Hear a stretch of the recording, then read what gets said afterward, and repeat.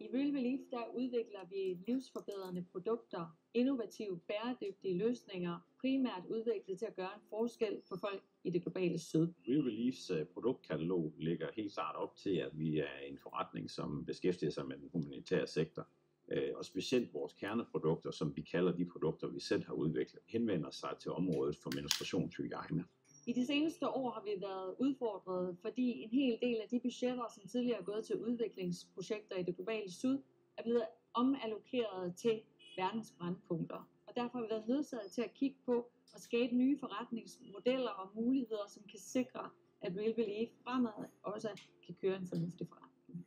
Det er derfor, at vi har rakt ud til Force Technology for at få hjælp til at kigge på nye forretningsmodeller.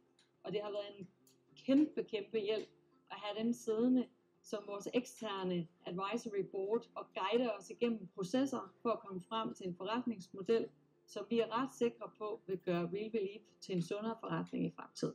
Under forløbet har Force Technology både haft mulighed for rent faktisk også gjort det, at de har hentet eksperter ind på forskellige områder. Altså for eksempel mikrobiologi havde vi lige pludselig et issue op omkring, og så hentede de en ekspert ind.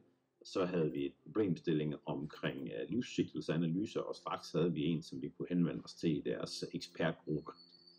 Forløbet har sat en ny strategi for Real Relief. I fremtiden skal Real Relief ikke alene servicere det globale syd.